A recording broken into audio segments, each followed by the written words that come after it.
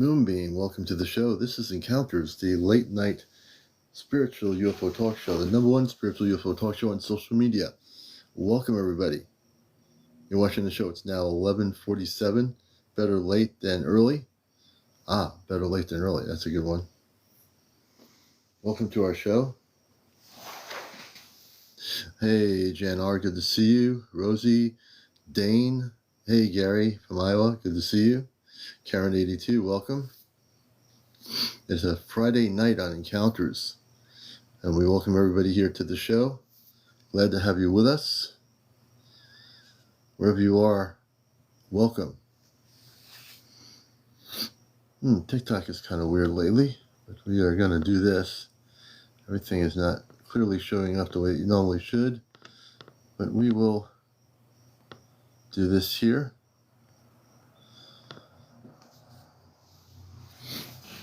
So we welcome everybody to the show. Mystic Maven, thank you very much. We're going to set our goals tonight. We got to do that. As the saying goes, tomorrow night will be Ashtar Command Q&A tomorrow night, starting at 11. If you've never been on Ashtar Command Q&A, that is when we talk everything Ashtar Command. Elad 330, welcome to the show. Hey, Casey.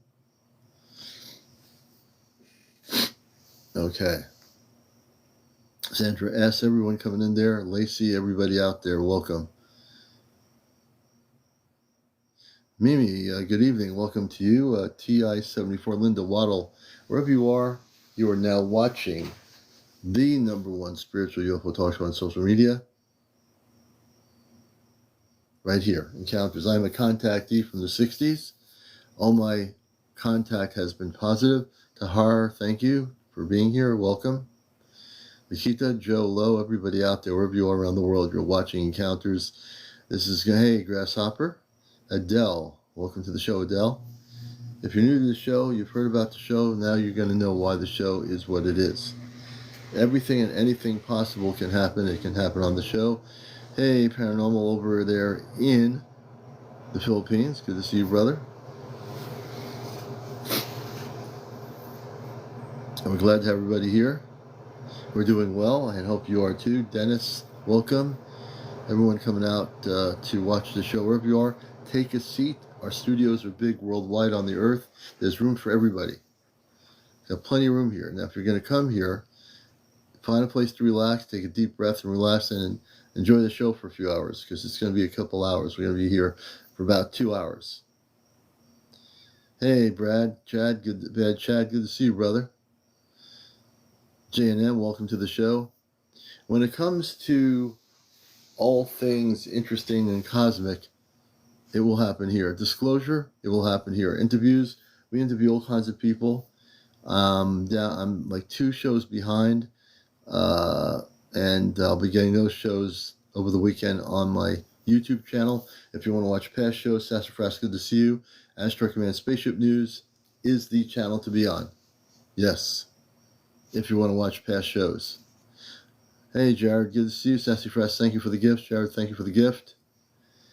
We appreciate everything. We also have our Venmo account, which is part of our Venmo is a PayPal company. So I have my Venmo link. You can go on Venmo during the show or after the show, and you can actually, hey, Susan, donate whatever you wish to do. I encourage people. It's a quick way for me to get some support. Is my Venmo Cash App link, and also my YouTube link is on my main profile page as well. So we appreciate all the gifts and everything that people are giving us. And you're going to have a great show tonight. As always, Brianna, thank you for the heart. The heart me, thank you so much. We appreciate all the gifts. Thank you. Hey, Sassy Little Mama, hello to you. Sonia, good to see you, Sonia. 728, everybody. Carmen, 72. User 227, wherever you may be, welcome. Please share and like. Please tap on the screen. That's really important. So when you see the hearts going up, that's because somebody's tapping. Look at the top right corner. You'll see why it's important. We're at 5.7 thousand likes. We always want to go to 100,000 likes. So everybody taps on the screen will get there. Please share with people that you think would be appropriately the right people to be here. You have to be 18 when I start doing interviews, over 18. No kids on the show. no vaping, no smoking, no drinking, no drunks, no cursing, no paranormal discussion. All those things are a no-no. So we just don't want to have that on the show here. But other than that, if you're a contactee, certainly there are a lot of people out there that are very quietly having contact with positive space beings. I know that to be true. I just interviewed one this morning. So they are out there. And some of you might be one of those people. Hey, Mud Paws Boom. Some of you might be one of those people, right? Without question. Rehab, Nancy Davison, welcome. So, one of the things I'm looking for as a contactee is a person that is also involved with the Ashtar Command, a person that is also involved and activated on many levels. I'm like a cosmic book. Young Millie 999 and pictures. So, young Millie, I'm going to follow you.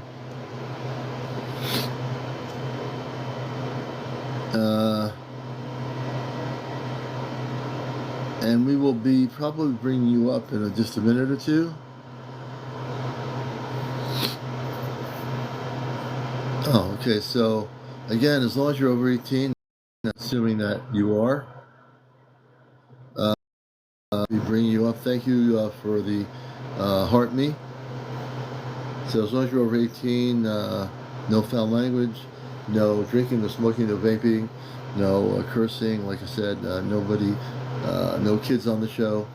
What else? Am I leaving anything out? No paranormal discussion. We'll definitely be willing to have you on with us. And also, I want to teach people something. This is also something that's really important to understand. It's really the space people, the star people don't want to be called aliens. They don't like the name alien. It's not right. So I know that's an Earth-based terminology. So let me prep our discussions tonight and try to get people to stop using the word alien. I know it's a popular word. It's been used on Earth, on all these documentaries and everything. But the space people, the star people, they don't want to be called aliens. They're people. They're spiritual people. They're from other planets. They are human. They are spiritual. They are advanced. But they are people. Others might be considered like light beings or whatever. But they're not aliens. These are people. Even the worst ones are they're lower vibrational beings. But they're still a being of some sort that's lower vibrational. But the star beings, the star people, I want to try to teach people. It's going to be tough to change our habits. Sometimes, like if somebody is like addicted to smoking and you say, that smoking is getting in my face. You got a lot of smoke going all over the place. And they say, I understand that, but I'm just like that. That's all I know what to do. That's all I know. Hey, Susan. Thank you for that coffee. I needed a jump start, Susan. Thank you for that gift. So it's like sometimes we as human beings, we have to learn to change that wordage because it's been, the problem is it's not anyone's fault for using it. It's the media for promoting it. It's documentaries for promoting it. It's UFO conferences. UFO conferences. You go to those conferences, probably people, hey, Kitty, thank you for the heart me. People use that terminology. And, when I meet my space family, I'm not going to call them, hey, I'm going to say, hey, alien, how are you? Hey, alien mom, how are you? Alien dad, my alien sister, how are you? My alien brother, how are you? No. Would you want to be called an alien? I don't think so. If you're a human being, why would I call you an alien? Oh, that person from Earth, they're an alien.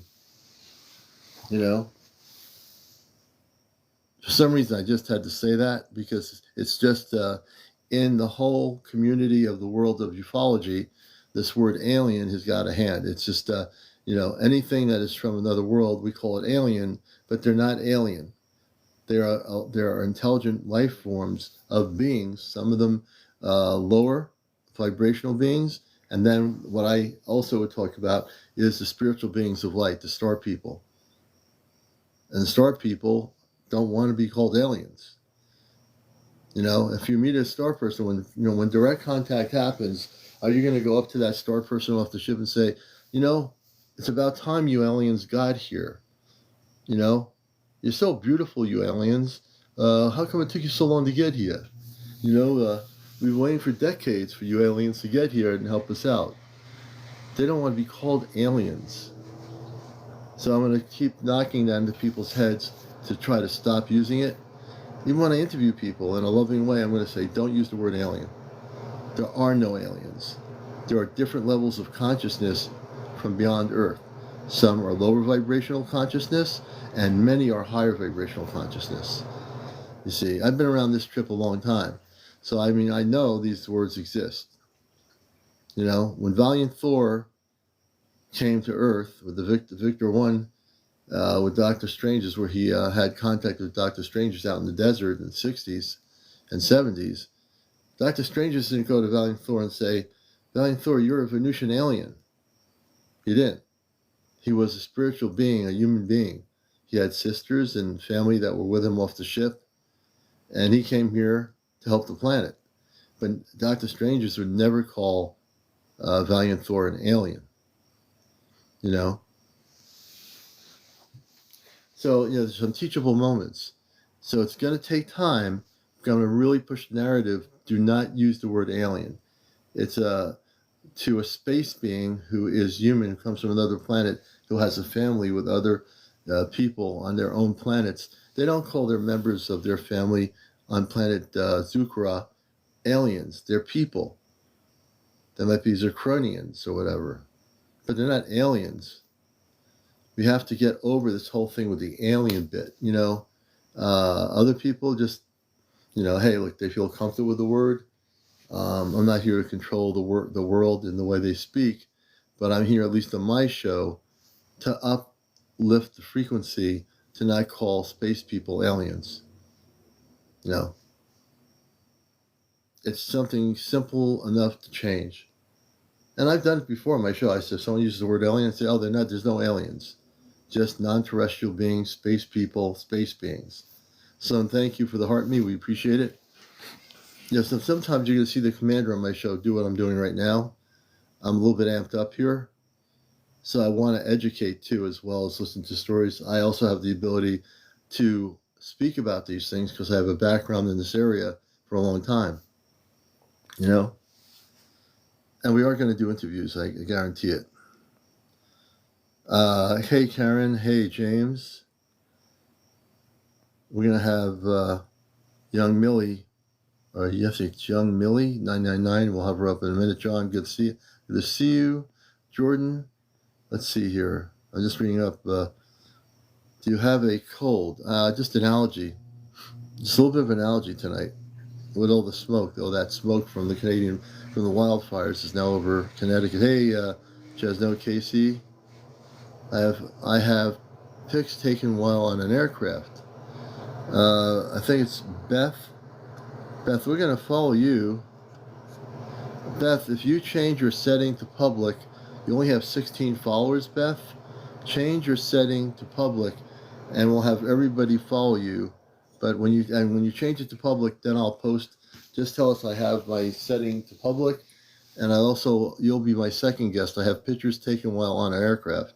But you have to change your settings. Summer, greetings to you. I'm also going to bring up my sister. If she comes on tonight, I'll bring my sister April up here tonight, and we'll have her on too.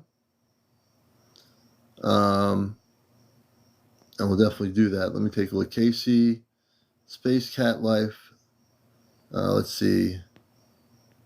I'm just looking at people. I'm kind of slowly going over all the notes here. There's so much happening, folks, but it really is important. Like I said, space people do not want to be called aliens. I say this in a very loving way, not to offend anybody who just loves that word, but we need to just throw that word out the window. We need to just let go of that word.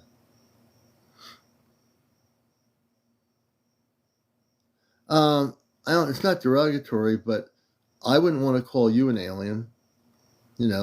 I wouldn't want to be called an alien because I'm from outer space too. When I talk to people and tell you I'm from the Ashtar Command, I never say I'm from an alien race. It's just a word that media has made up. And I'm just saying, if you're in the shoes of a space person that's human from another planet, and they come to greet you and say, well, I've been waiting to meet this female alien or male alien for years. You have to understand, you don't think of it as being a word that would be something that would be, concerning to a space person. But the last thing they want to have you do is come up to them when they get out of their ship and say to them, oh, aren't you one of those aliens I read about in a story in a newspaper once? All I'm saying is we have to be conscious of the way we interact with people. And especially when we're going to have contact in a year and a half, we need to be very conscious of who we are, how we are, and how we react to people. You know? It's just important to be understanding of that. I just really think that's really important.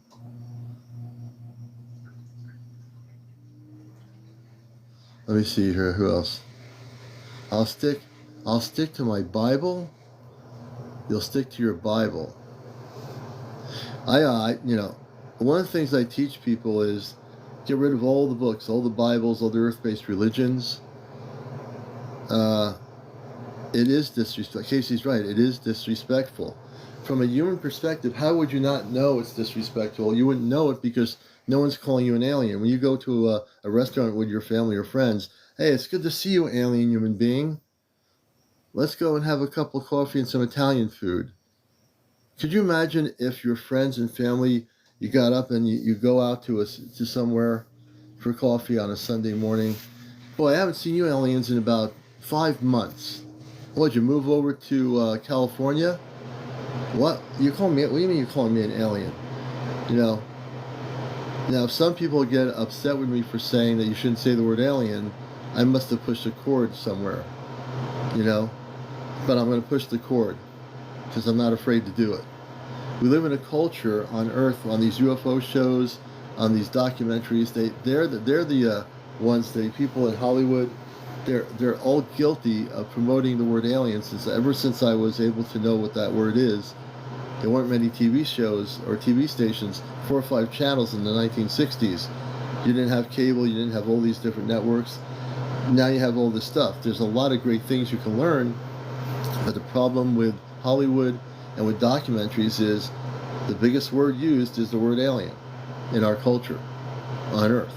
When it comes to the subject of ufology and UFOs in general, that term is used over and over again.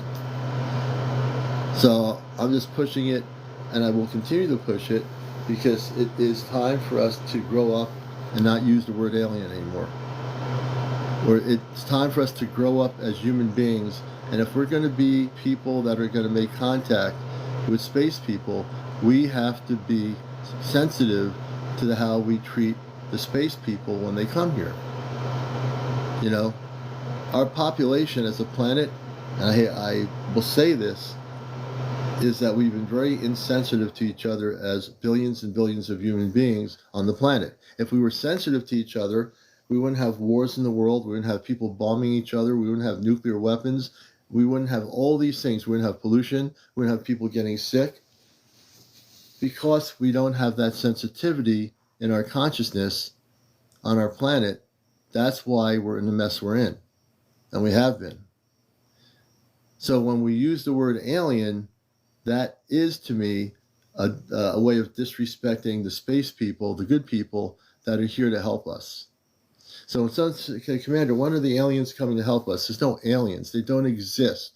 It is a word. It's a word created in pop culture. It needs to stop. And if this is the first show on the internet, on social media, that's pushing back at that word, I will do that. I will be happy to be the first one to push back on that word. I will do it every day, every night. As long as I'm here on Earth, I will do it. I will. So don't get upset or angry that I'm saying do not use the word alien. Because if you're getting upset or angry, it's like a little kid not getting what they want. A little kid says, Daddy, I want my ice cream. You didn't get me the ice cream at DQ. And the kid goes crazy, berserk, because I didn't get him the ice cream he wanted. Grow up. You don't need the ice cream. Sometimes You just let go of the ice cream. You'll have it another day.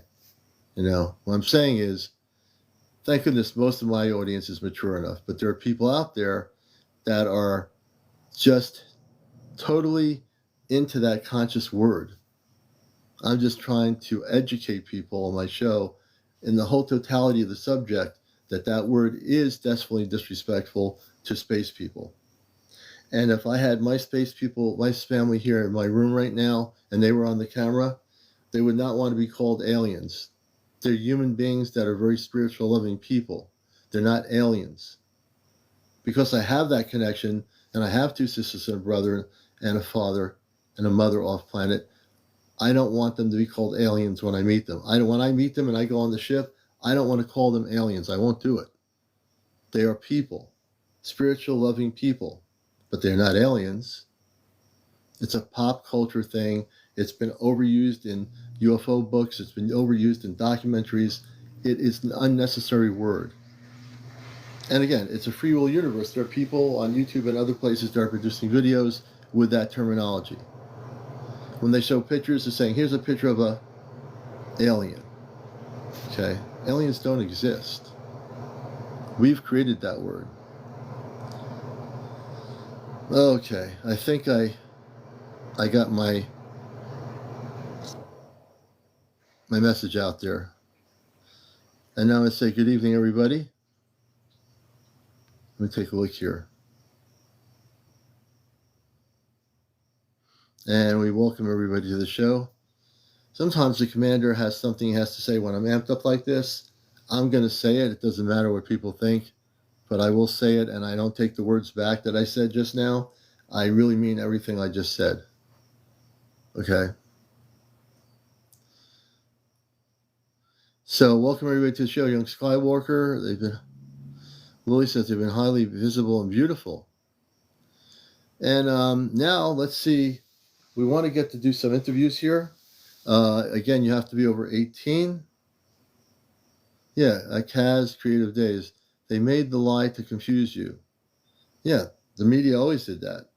That's what a lot of the, documentaries did. It's fear-based word. I get it. Yeah, it is a fear-based word. So if you want to be interviewed, I'd love to hear from contactees, people that have any experiences that are actually seeing UFOs. There's a person on here that needs 50 plus followers who was on an air flight and saw some stuff. Let me see if she's still there, or he or she. Let's see here. My pause Zoom. Thank you for saying thank you. Hey, Willie. Good to see you. So if you're over 18, you can be a guest on the show. If you're a new person that has seen things or being visited, I know there are people out here, like I had this morning, a person that's been visited by space people in Mount Shasta. She saw the ship. She's in telepathic communications with them. That show will be on my YouTube channel. I'll be putting that up there in the next couple hours. And so I'd love to hear your stories. I think there's a lot of people quietly having visitations. And I know now many of you who are 185 of you right now out here, I know that out of that percentage of people, I know there's some people watching the show for the first time and saying, you know what, I heard about the Commander's show. I am having visitations. And young Millie, if young Millie's still, they'll bring that person up. And we'll bring them on the show. And, so it's really important, people, also, all the things you've been taught to believe on Earth, and I will actually bust that matrix. I have to do it because it's the thing that I have to do. All the things you were taught, whatever decade you were brought up in, whatever religion you're in, it doesn't matter to me. We need to throw all the Bibles, all the different religions out the window on Earth in order to get to the truth, because that's going to muddle up the truth. That's going to mess up your consciousness. That always does. If you want to know the truth, I always tell people, and it seems cliche, but the way to get to the truth is within you, not on a TV set, not on a program on TV, within your own physical, spiritual being. It's all in there. It just has to be activated. That's where the truth lies. For those that were if you feel you really physically were Mudpore a hybrid with being from a human being that was abducted, and you were a creation from an ET race that had interaction with a human being, if you have knowledge of that, you know, it's interesting to know, how do you know you're a hybrid? Or are you not a hybrid? Are you a starseed? How do you know the difference? Let me see here. Where is that person? They disappeared on my screen. On Young Millie 999. I don't see them in there. It's Young Millie 999. If you're there, go into my request box and we will have you up here on the show. Let's see here. I don't see them in the room here. Maybe they're not here. But if you want to be a guest and you'd like to be on the show, be interviewed, I'd love to hear your stories. You have to be, again, over 18. No cursing, no foul language or cursing, no paranormal discussion, no drinking, no smoking on the show, no kids on the program. And again, over 18 is key. Hey, Be Nice, welcome to the show.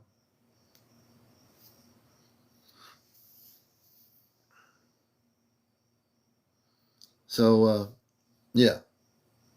And we're glad to have everybody with us. Jennifer, thank you for the roses. We appreciate your gifts. Hey, Jennifer. Contact with my star family. I'm a hybrid human. Mud pours Voom. Let me bring you up. I would hope my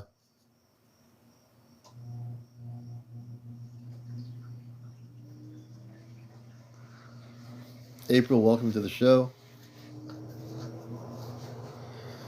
And I have to be prepared because my lighting on my camera might go down. So I need to be ready for that. I'm going to move my camera more to the light. Right now I seem to be okay.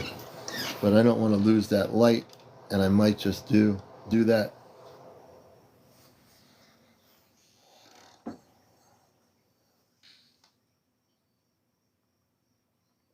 Yeshua, thank you for the follow. We appreciate it. We're out of apple cider tonight, but that's okay.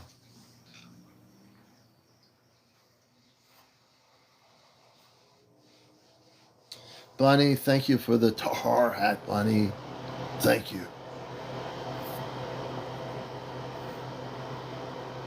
And we're really about disclosure. So when we talk about this whole thing, love to do an interview. Yashua, can you tell us a little bit about yourself? I want to know a little bit about you. Can you tell us a little bit about your background on the subject? Yashua? And we appreciate the follow, by the way. Pablo, welcome. Tuddy Boy, welcome. Lamar, welcome. Sally W., welcome to the show. You're watching the #1 spiritual UFO talk show on social media. Chris, good to see you, Chris. Spiritual advisor. Spiritual advisor in what way? Howdy there, Yvonne. When you say spiritual advisor in what way? Are you a contactee? What is your background?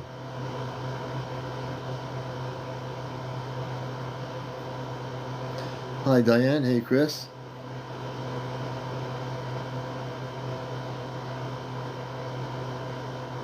Terry? Arcturian, Anunnaki. Oh. So, okay. So here's a person that came out of the closet and they say they are Arcturian Anunnaki.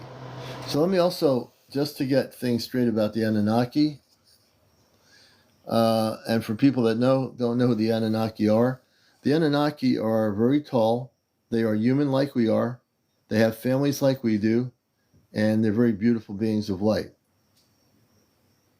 Indigo, yeah, obviously. Let's see here.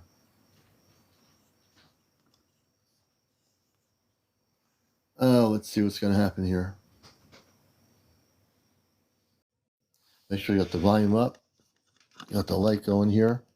And it seems like It seems like the light's good. So let me just bring my camera up this way and see if I lost anything.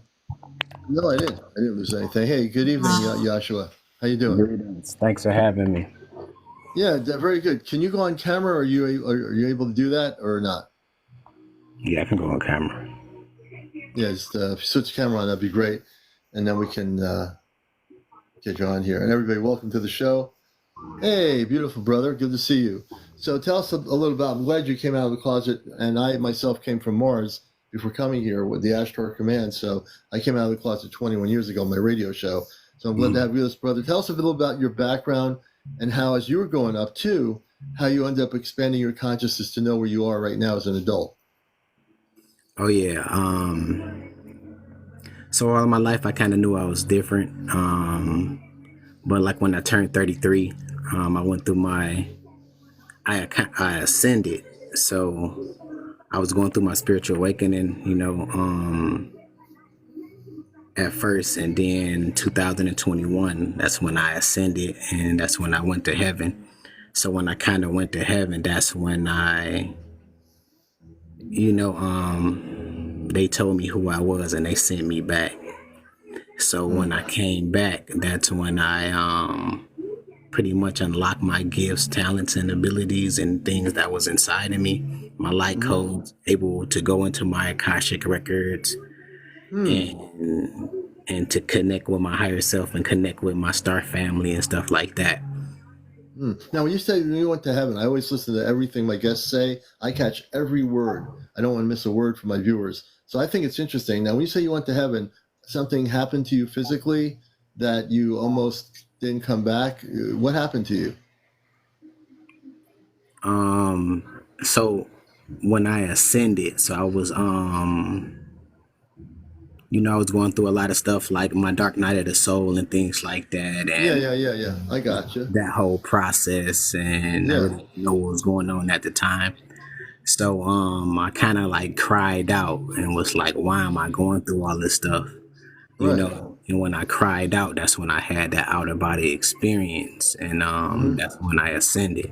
So when I ascended, I realized that I was in heaven, and I was like, I was thinking like, man, I did not know heaven was this hype. You know what I'm saying? Because of the music they was playing, it was real hype. Like it was beating. I was kind of like shook because of the vibrations and Yeah. things like that, because they was rejoicing. So I kind of got like the strength to like start looking around again. So once I started looking around again, I seen the city of gold, and I started seeing light beings. You could only see their silhouette. So Yeah. they started coming. Then they started handing me gifts. So once they started handing me gifts, at that time I was able to speak. They pretty much they told me who I was, Yeah. and I'm like, who are you? And he was like, my name is Yah. I've been with you the whole time. I never left you, and put me back in my body. Ah, So see. so that's when I started doing my research and started asking more questions. And like I said, like Yah said, he always been with me. So the questions I was asking, and like they just started revealing it. So I started going, unlocking my spiritual gifts, unlocking, open my heart chakra and things like certain things like that. So I started doing a lot of spiritual things. And then once my star family started connecting with me, like the Anunnaki, Yeah. Lyran, and things like that. So the Lyrans came to me like in my pets. So like my cat, she was a Lyran. She spent time with me, and she revealed a lot. And you know that the Lyrians, the actual Lyrians, they're with the Astro Command. They're very beautiful people. They're very tall and they're very beautiful. Well, you know, because you've probably met the people that are Lyrians, right? Yeah, so what I'm saying, my cat, she was a Lyran, and they kind of come as familiar spirits and stuff like that, and your animals and things like that. So like learning about the elementals and dragons, gnomes, fairies, and all of these things that we hear about. You know what I'm saying? We kind of like build that interconnection because we are connected to all. Like you may have a life as a fairy, life as a mermaid, life as a, Right. you know what I'm saying? So Yeah, actually absolutely. bringing all that information back. Like that's why I say you got the conscious and then you got the unconscious. The you know what I'm saying, they don't know, you know what I'm saying, Yeah. or they they hear these things where it don't resonate. But like when Yeah. people actually embrace their gifts, talents, and abilities, you know what I'm saying, that we have. So once you're able to believe, it's like Peter Pan, you know, when Peter Pan Right. told him, "Oh, I can how can we fly?" And he actually told him, like, if you believe, you can do it. So just Right. like that, like your mama told you, like anything you put your mind to, you can do it. Cause tapping Mm. into your intuition, your that chi, that prana, Mm-hmm. you know, that Mm-hmm. DMT energy, everybody hear Right. about Kundalini energy. So once that energy actually activate, once it go to that 33 vertebrae and you go through a spiritual awakening. So with me, it naturally happened. You know what I'm saying? Mm-hmm. So Yeah. I naturally ascended.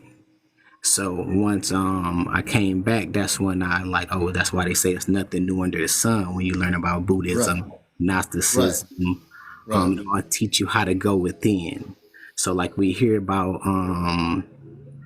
all of these practices and stuff. So like when it naturally happened, that's when I actually started, you know, when it's like it started happening to me. So one day Yeah. I was reading the Bible and I was Mm-hmm. reading scriptures and things like that, and Mm-hmm.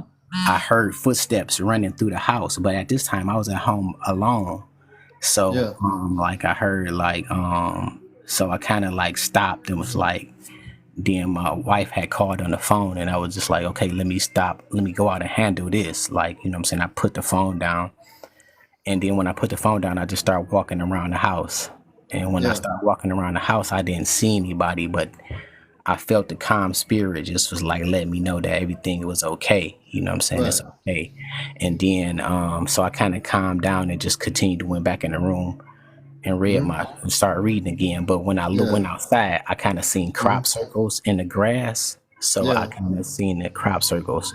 So that's when I put together, when the Arcturians started making contact with me, when they started communicating with me, I started connecting with the Arcturians and things like that. And Tell, they tell was us about tell us about Yeshua the Victorians, because they're beautiful beings, beautiful people. I have the feeling that you have had physical contact. I keep getting this feeling, and of course, a lot of my people that come on the show who are contactees and having beautiful experiences like you're expressing, which is so beautiful. Can you go into a little bit? You've been on this journey a long time. I know that. So can you tell us when you've had actual physical contact, and have you had any physical contact? Meaning, have they visited you? Yeah, that's what I was saying. When they first made contact with me. So Mm-hmm. that's why I was saying I was like I was explaining, I was reading my Bible, and once I was, and then that's when they came. Mm-hmm. And so they started running through the house. I just like when I started hearing footsteps and things like that. And then like I said, I Mm-hmm. went outside and that's when I started seeing the crop circles. And then at that time, when they start running through the house, they let me know, like, okay, we here, it's okay. You don't have to be alarmed, because I heard them running through the house, and it was Mm-hmm. kind of like, you know what I'm saying, shocking. So I was kind of like tense, but they calmed me down. So once Mm-hmm. they calmed me down, it was kind of more like a telepathic communication. You know what I'm saying? And so they started teaching me certain things, you know what I'm saying? That's when I started like learning about the law of attraction, learning Mm-hmm. how to heal myself, you know what I'm saying? Knowing that, Mm-hmm. you know what I'm saying, about light codes, learning about astral projection, learning about, you know what I'm saying, going into my Akashic records and all of these things and stuff like that. So they started teaching me. So I start asking more questions. So when I start Mm-hmm. asking more questions, then that's when I like I started off with the tools, divination tools, but they taught me I didn't need the tools. I was the tools. So Mm-hmm. it was kind of like that. And then as I started going on, that's when I would start meeting like I say, the Arcturians, the Lyrans. Now let me ask you a question. When they were walking through your house, which is a beautiful story, did they? Do you live in like a country area? Where do you live? Oh no, I stay in Detroit. Oh, So you're in Detroit. Okay, I got you, man. I got you. But did they like maybe have a cloaked ship, and how did they like come into the house? Did they, because the space people can go through walls and come right in the house, because I know this to be true with the Ashtar Command people, my family, they can come, that they can be here and they can open a rift and come right in the house. Your space family, that Victorians and those that are visiting you, did they just come into the house, or how did that work? Yeah, they was completely cloaked. Yeah, yeah. Completely cloaked. You couldn't, like I say, you couldn't see them. You can just only hear them. And then, like I say, then once I felt their presence, their presence, and then they also started letting me know, calming me down, letting me know everything was okay. So like the more I started like looking into certain things, and then that's when they start communicating with me. I started learning more hands on. And, and someone's asking Joshua that you said you saw crop circles. Crop circles. Can you say, because you're in Detroit, obviously you won't see crop circles in Detroit. How Oh, did it you see wasn't. crop circles? So, like my grass, like I have a plant like that grow every year all the time in front of my house, Mm-hmm. and that year it wilted, and then it was just like my grass. It was like you seen the spiral in the grass, like when you like Spiral in the grass. the So on grass. your property, the little bit of grass you have, you saw Yeah, a crop circle spiral on the property. Okay. yeah. So it kind of looked like crops. So you know how like the spiral, they Oh, yeah, make this looked certain like it. shit. Okay. Yeah. Because So somebody asked a question about that, so I'm glad you kind of cleared that up in terms of how that happened. yeah. Milk Steak says thank you for answering the question. Yeah, so that's when I started. I realized, and then my plant didn't grow right that year. I'm like, Mm-hmm. it kind of messed my plant up for the rest of the year. Oh, So that's okay. when I Yeah, I knew got like you. something ain't right. The plant ain't been right all year. You know what I'm saying? Yeah. There you go. So yeah. Wow, very beautiful, man. So, have you? I know you're in Detroit, and I'm not in Detroit, but I'm in a small New England town. And have you? Have they? Put it this way, they can open a rift in the wall, and you can be on their spaceship in 2 seconds. Have you been taken physically yet onto the Arcturians or any of the spaceships that you remember? hmm So I do a lot of astral projections. You know what I'm saying? I connect a lot with the Galactic Federation. Okay. Being in the council of the Galactic Federation, the Okay. Galactic Love Federation. You know, like you hear about Ra, hear about the Anunnaki, hear about Right. Yeshua. So it's So just like, when you were astral projecting, and people do. Some people go into a Merkaba state. For me, I go into a Merkaba state, which is the same thing, and my mhm, body becomes. My thought is my whole body becomes a ship, and I can yeah, go out into what a Merkaba is. I know you do.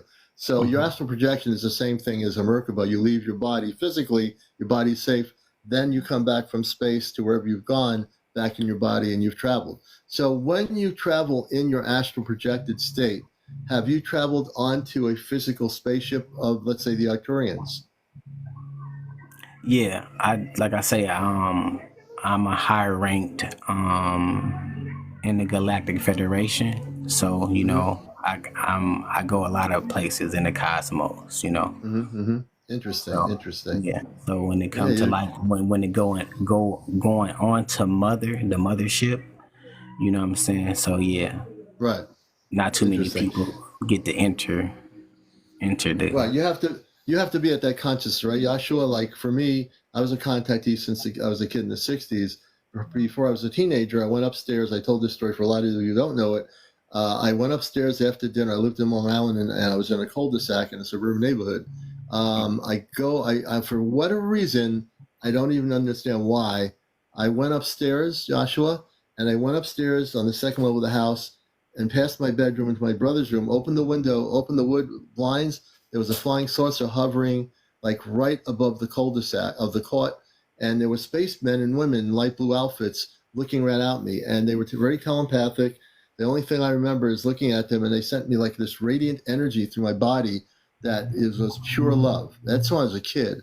That was when I realized, and I actually didn't forget anything. I just went back trying to live a normal life, going to school like most kids. We were high school. We were growing up and doing everything human people do.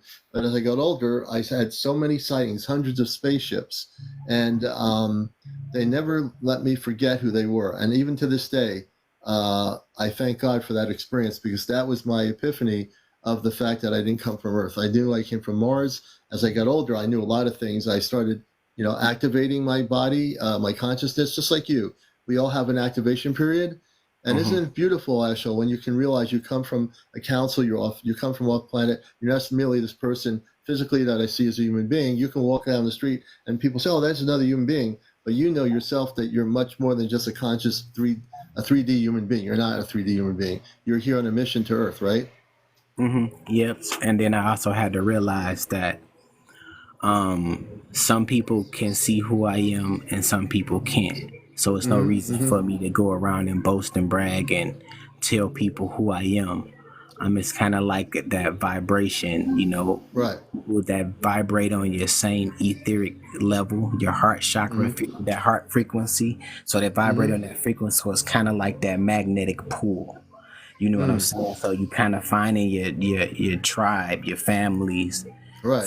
from many past lives. So we kind of finishing off where we left off when we waking up and we finding our families right now in this day of time, and actually using our gifts unapologetically. You know what I'm saying? It's kind of like all for one for all. Right. So it's just like we find we got to stay together. They try to divide and conquer us, break us up. Right. Like when 2 or 3 are gathered, that's Right. when that big bang happened. Right. That's right. Divine masculine, divine feminine.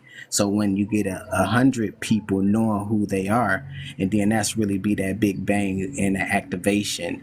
You know what I'm saying? You got activators, you got shamans, you got oracles, you got people that's here with those gifts, with Right. those That's right. powers, with those, you know what I'm saying, these things that we see in movies and stuff like that. So it's just like us believing in each other, us knowing that, you know what I'm saying, we are not alone. You know what I'm saying? We never was alone. So it's just like embracing each other as we find each other on our journey. Beautifully said. I'm so glad I brought you up here, man. And as you get used to, I don't know how much you know about this show. I came here from Facebook. I had friends on Facebook. I have 2 Astro Command groups on Facebook one of them is really big. And I've been on radio doing the Astro Command Cosmic Eye show for 21 years. But I used to bring people together all over the world in what we call Astro Conclaves. And, one day I decided to come out of the closet and say I didn't care anymore. I don't care. Obviously, I don't go down the street saying publicly, oh, by the way, I'm from another planet. But like you said, there are people you know them. If you walk to them, they'll look at you. They're not from this earth, and they will connect with each other. You'll connect with them. I'll connect with them. We connect with each other on the show here. So the beautiful part is my show is bringing people from all over the world now to come together, because it's time for us to come together. We're going to have contact pretty soon, and I think you already know this. My sister in Vermont, she's been on our Ashtar ships in northern Vermont for over 50 plus times. I'm not even keeping track anymore. There's 5 of us that are going off planet within sometime next year. Physically, they'll be coming. They'll create a rift in my room. They'll come in, and I'll be on the ship in 2 seconds. Doesn't matter where we live. It's something beyond some human comprehension. But I know you understand exactly what I'm saying. So yeah, your story is beautiful, and I think a lot of people in my audience are saying, yeah, I understand that, and they're probably saying, I have that same feeling and experience. So if you keep with this show, and as a viewer, and if you ever have something happen you need to share, this is really the core place on the social media where you can come safely and speak about it, and no one's going to hit you over the head and say, I don't believe anything you're saying. Because I'm a contactee, and I've had some beautiful experiences, so I can relate to everything you're saying, and I know my audience feels the same way. Absolutely. Yeah. If I say thank you for having me and allowing me to tell my testimony, that's why I say allow and continue to allow others to come on your show and tell their testimony. Because we all are going through the same thing. So yeah, when we able to relate and actually come on here and use our gifts too, you know what I'm saying? Like I say, I can do a quick activation if you like. Wait a minute, I gotta wait for that. motorcycle to go by. I'm sorry about that. We It's do have okay. these kids with motorcycles around here. So if you want to do a quick activation, you have my blessing, brother, to do that for our audience here. Yeah, okay, thank you. I speak light language, so I'm gonna send Okay. you some light codes. You know, I just suggest if you guys have any water, get you some water and allow the energy to flow through you. So I'm gonna go ahead and get started. But like I say, drink the water and just allow the energies to flow. I have my water right here. Instead, I don't have apple cider tonight. I have water. So Yeah, I'm gonna give me a sip right quick, 1 second.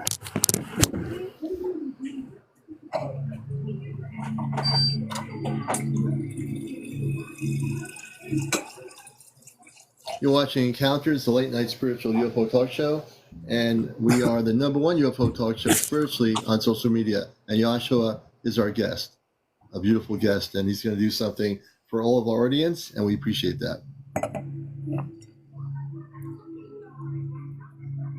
Okay, thank you.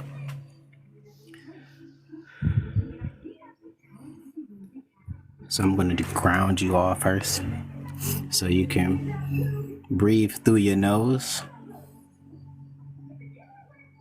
Fill your stomach up.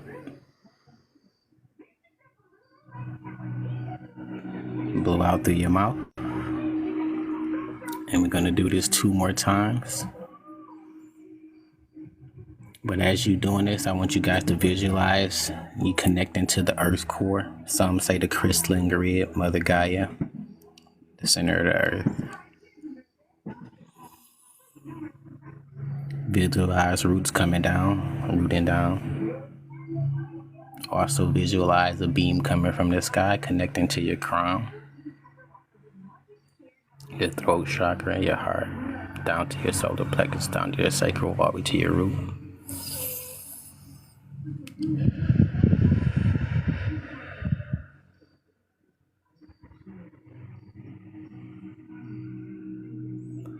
Start off with a mantra.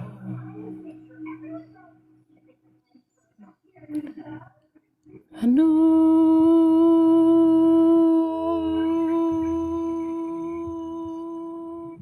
Mary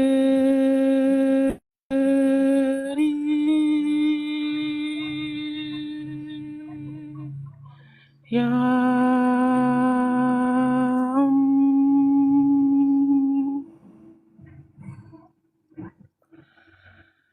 Anu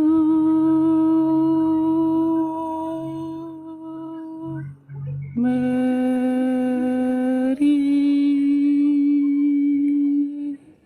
Yam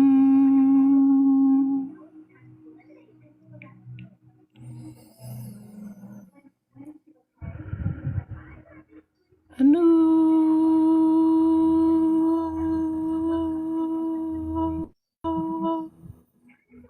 Mary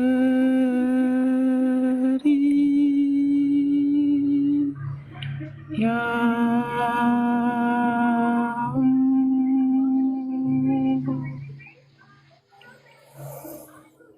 Orokotoro kotorishi ikitirium kotoroi katarai kataro esho kotoroim kataishi ikitiri kitiri kitiri kitiri kitiri kitiri kitiri osho kotoro koim kataishi ikiti kikikikikikikiki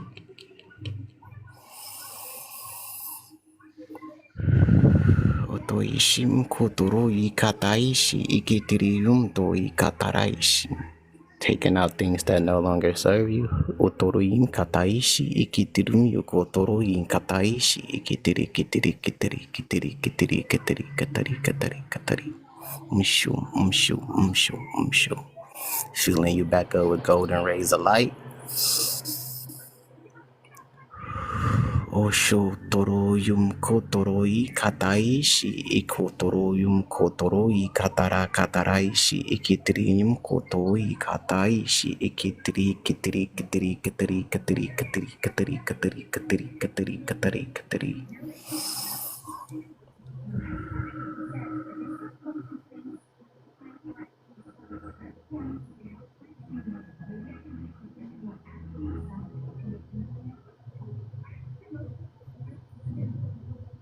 like codes from Mother Sophia.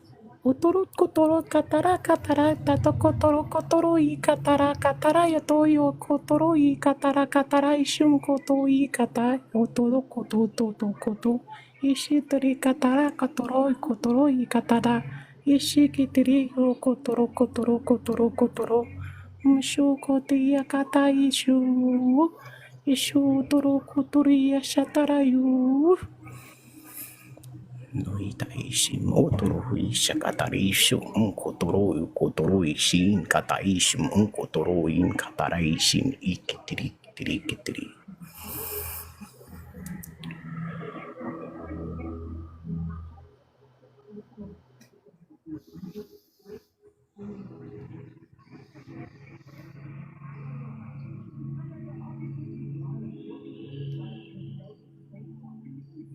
Ashe otoro imshi unkotoi.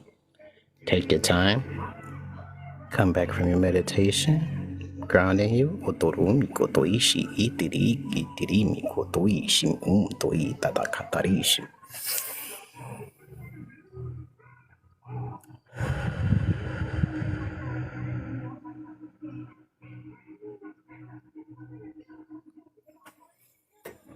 Thank you. Sure.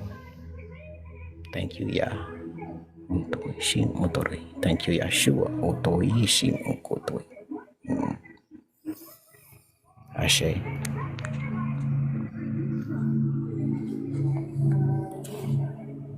Thank you, brother. And for people watching the show, this is Encounters. I know some of you probably were freaking out over this, but understand everything is beautiful. And maybe you didn't understand what Yeshua was doing, but he was doing light languaging. And light languaging is something that everybody understands. I completely understand that. But we all honor each person here on my show. We always do.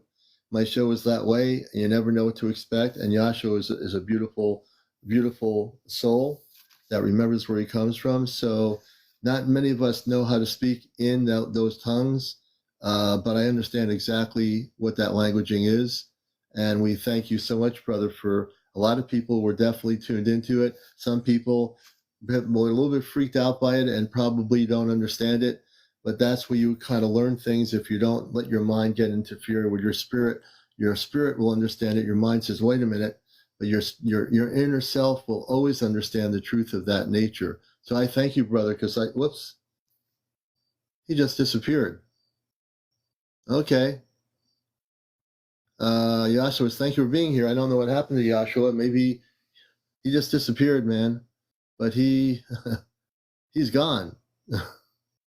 On my show, I've said this before, weird things do happen. And again, he is gone. He'll be back.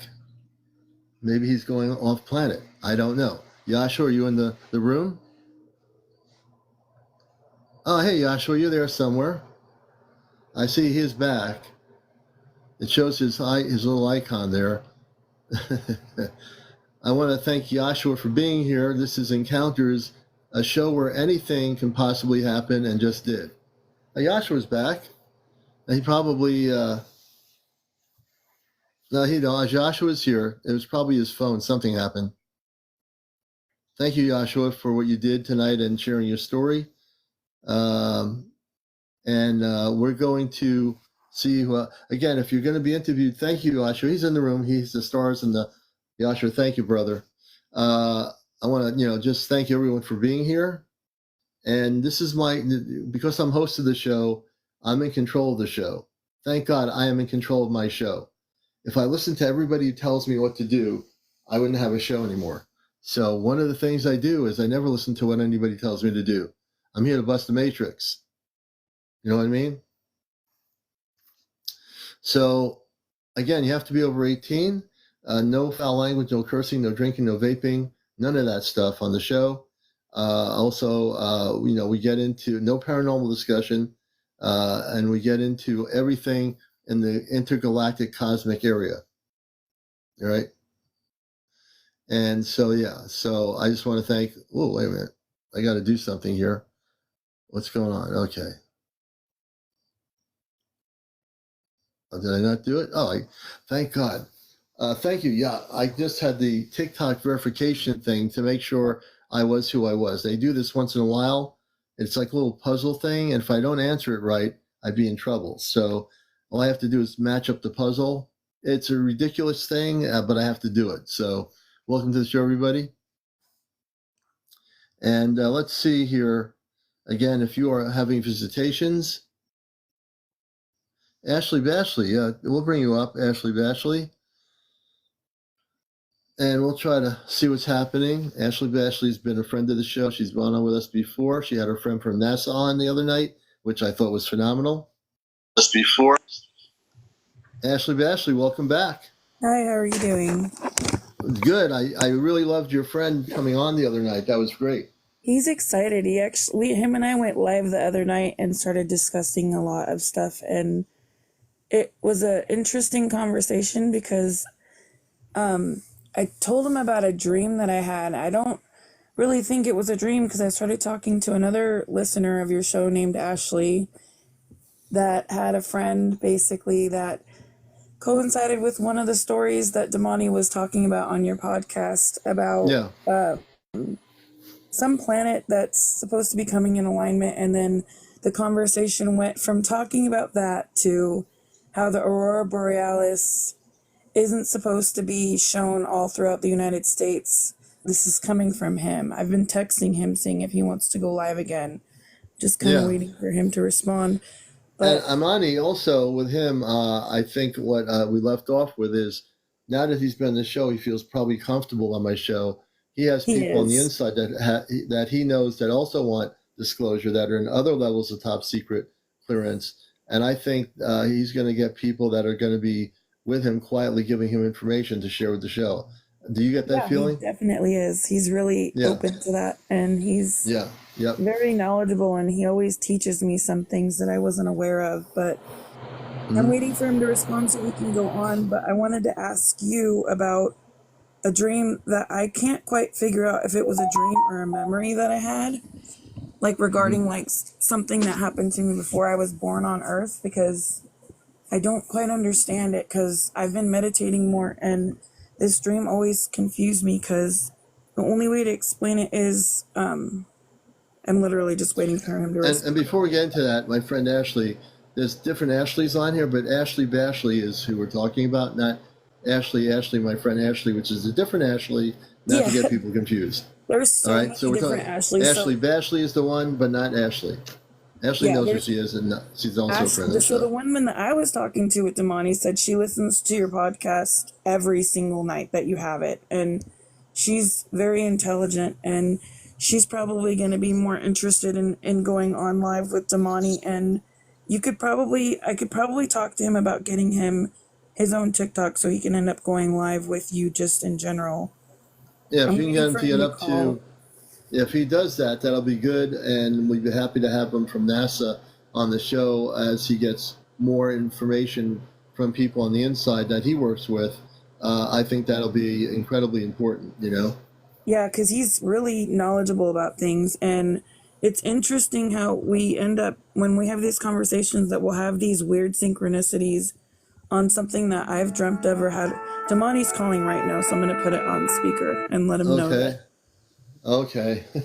Hey, Damani, you're calling right as I'm on the call with the commander for the Encounters UFO show. Hey, Damani. Hey, how's it going? Good. Talking about synchronicity. Yep. Talking about NASA, and we had a great show the other night. Since the other night, it's been a really amazing thing, and I know it's going to take time. And I know he said you'll get back to us. And when you talk to people that you know in NASA have that cosmic information, and I know our audience was really happy to have you on that night. It really made a big difference. Yes, I see you, Ashley. Ashley's asking if I'm on. So that is the Ashley that was on the conversation with Damani the other night. She was saying. Oh, okay. She was saying. She was just saying before. Now I understand. She was saying. Oh, she said, please and thank you. she's saying, don't say everything I said. That's what you said. I didn't understand the context. I won't say all that stuff. I'll reiterate what Damani was talking about. But the biggest thing that he was talking about is the aurora. I can't pronounce it. The aurora borealis. The aurora borealis, the northern lights. When we saw that all across the United States, that it's not a normal occurrence for that to happen, and that Damani, you go off on what we were talking about so you can let the commander and everybody know. Mm-hmm. Yes, that it is a reaction of solar particles hitting the Van Allen belt, and our Van Allen belt is shrinking because of a solar minimum.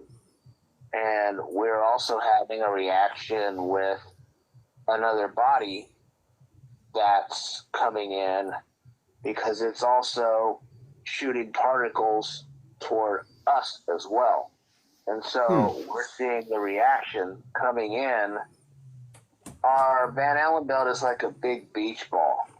And when we have a solar minimum, it starts to shrink in circumference. And when it does, then all the reactions that you would normally see at a higher level are now going to be lower. And when you say something else is coming in, are you talking about, and again, I don't know what's coming in, are you talking about the Narubu? Well, it's actually the Nemesis star system. Nibiru is a planet in the Nemesis star system. Yes. Of 7 planets. Mm-hmm. And when is that coming? Because you just mentioned some very interesting things. A lot of people have heard of Narubu. I know I haven't talked about it much, but I know a lot about that whole thing. But what do you know that we, our viewers, don't know about what's coming? Can you go into that more detail? Yes. So the small star system is coming from south of the ecliptic. So you would be able to see it from Hawaii or Argentina, but really good from South Antarctica. Mm-hmm. And it looks like a big blue comet because it's dragging a lot of debris and trash with it. Really? What's it called so I can look it up and show them like I was doing the other night, so I can just look it up on my phone and... Nemesis star system. Okay, just give me a second and I'll turn on the video so I can look it up and show you. It's just going to take me a second because I got to open up my internet. It's always interesting talking with you, Damani. Thank you for calling, because I figured I'd try to get him on with the commander and everybody, because... It's funny, one of the things unrelated to this, whenever I have the show, there's some people that come in here and think I look like Adam Sandler. I don't know why people think that, but I'm not Adam Sandler. just to clarify. Yep. Well, while I'm looking this up, because you guys are talking about the Nemesis star system, I had a dream that I was in this space. It would either be a spaceship or a spacesuit, but it was all gold, and it was able to hold my consciousness, but I didn't have a physical body in it. And I had somebody outside with me. Like, the only way to explain it would be another teammate, and they went close to Earth when we were looking for gold on other planets, which I can't comprehend what that would mean, but their body suit was really close to Earth and got sucked in, like their essence or their what we call a soul got pulled into Earth, and then I had to call the command center that was in control, that was giving us this order to go look for gold on other planets. And they were like, you need to go get the suit. And I was like, I don't want to go near the suit. It's going to suck me into that planet's field. And I don't know if, like, it just happened to the person that was in that suit, or I don't really know what else to call it. It looked like a suit. And when I got close to it, I basically got sucked into Earth's planet. And then I basically remember being born here. That's all I remember from that, being born and seeing my parents, and then just being like, why am I here? Right. it was a very strange dream. So I figured I'd at least share it and see if you could get any insight on what. Yeah. Is it like a memory from my past, or? So here's what I'm getting. Just give me a moment to tune into this more. So what I'm getting is, number one, you came from somewhere off planet. If you're describing a situation about a spacesuit, can you go backwards a little bit? When did this happen to you? When did you start having this happen to you? Within the last 2 years, I've been having really interesting dreams, but this dream that I had, it was within the last 2 years, and it was very vivid, because the only way that I can explain it is like it was almost like a memory, but being in this suit, it was being able to control something with my mind. This suit would be the equivalent of kind of like having a UFO, but being able to like move it with my consciousness and not have an actual, like when we drive a car, like my thought process and everything worked in it, but I didn't have a physical body in it. It was just controlled with my mind. Right, your consciousness. So, I mean, it's apparent to me, the first time I've talked to you, that you are from another planet. I don't know where you're from, but you came in here as a starseed from a planet way beyond Earth. And you already know that, correct? Yeah, well, especially because I keep getting dreams and messages from other beings that are showing me, hey, this happened to me. And like they show it to me in their perspective, but I'm living it. I don't know how else to word it. Now, very interesting, you just said something. You said the other beings have shown me. I want to focus on that sentence. The other beings showed me. Can you tell me what the other beings look like to our audience of people watching the show? One dream that I had, Damani and I have been discussing this. The beings of people that I saved that were very human-like, they had very elongated faces and like very big eyes and dark brown hair. And they were escaping from a ship that looked like a city ship. And when I saved these beings and they got on these pods that were like egg-shaped, they just listened to me because I was basically in their commander's body or their leader's body. And when I got in the ship with his wife and his kids, after everybody else had gotten up, I was holding my hand up and literally had this, I was basically protecting this planet from being destroyed and absorbing this entire, I don't know, it was like some type of massive weapon that they were using to basically obliterate the planet into absolute nothing, basically space. And I was exhausted after I finally sat down on the ship because I was trying to fight this guy because he didn't want me in his body anymore. And I didn't understand why I was in his body. And his wife looked at me and she knew that it wasn't him. She's like, "What are you?" And I'm like, "Human." And her eyes looked at me and they blinked. And then she looked at me when she said, "What's a human?" I all I remember is being exhausted to the point where I kept on feeling like I was going to die. And I put my hand down and stopped absorbing whatever it was that was trying to attack this ship. Like, not the ship, but the planet. And sitting on the ship, so tired that like I could feel that this pod, that's what it was, escaping this planet, and looking at the amount of damage that this ship was doing after I let my hand down, and just being so terrified, looking down and seeing this planet go from like beautiful landscape. I have a painting and I've talked to you about this dream in the past. Yes, you have. And just looking at it and being like, oh my gosh, are we going to be able to leave this planet before it's completely destroyed? And are we going to be able to leave? And like, just the look on her face when she said, "What's a human?" I was like, was I supposed to say that I was a human? And I woke up sweating. Right.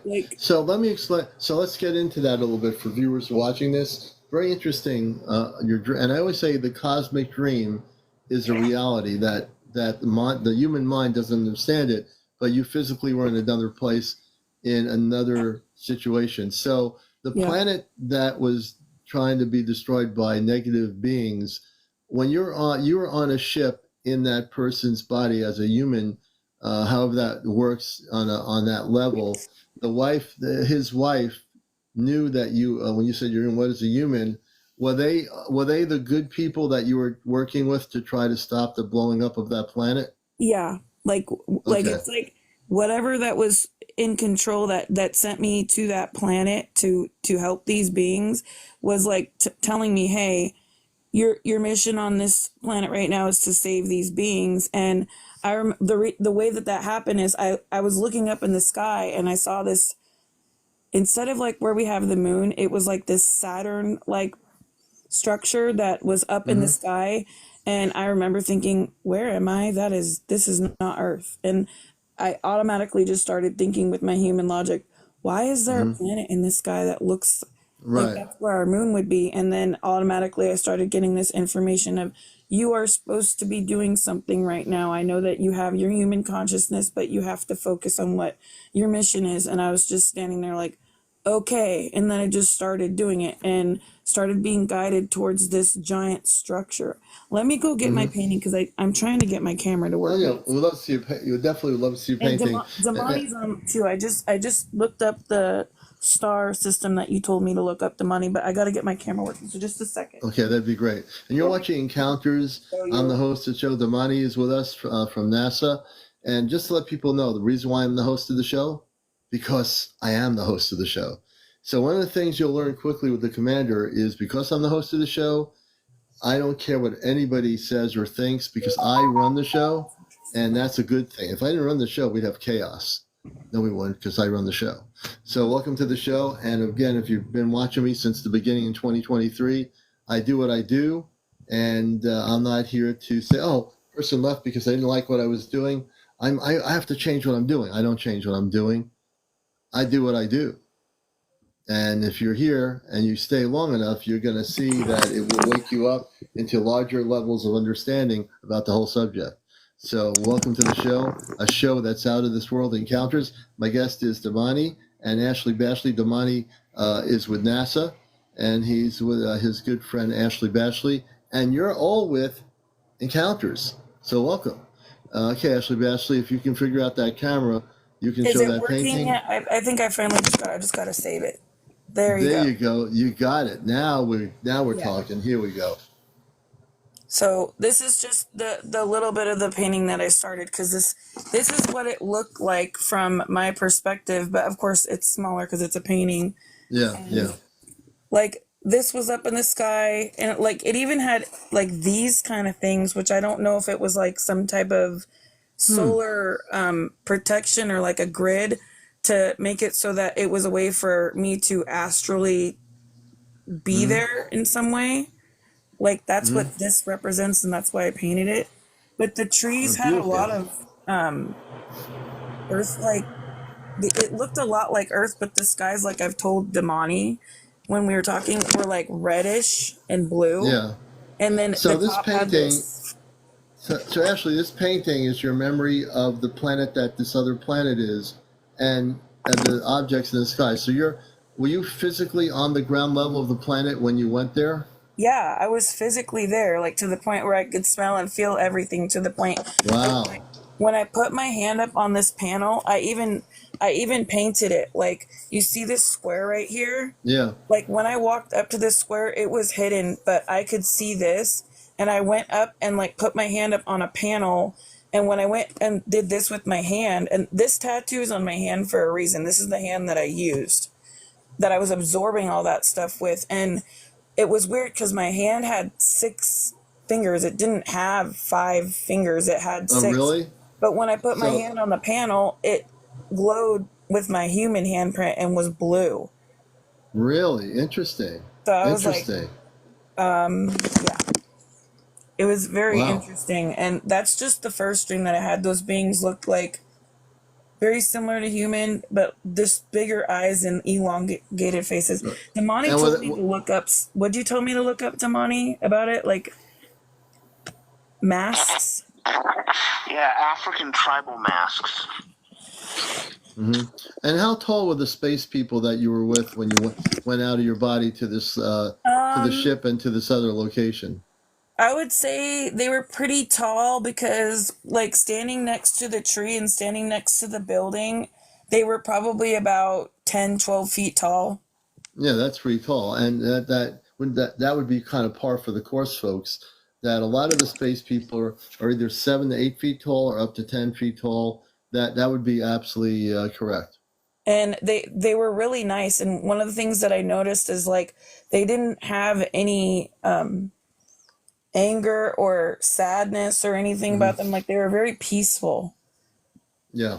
And until this ship came, they just automatically were like, let's get to safety. But the whole dream was interesting. And the fact that Damani and I were talking about the orbit of Nemesis and stuff. And I forgot I think I might have told you this, but the really crazy thing about having that dream is going to a spiritual store the next day trying to go get some type of something like incense or something for me to figure out what I could do to calm myself down, because it was such an out of body experience is the only way to word it.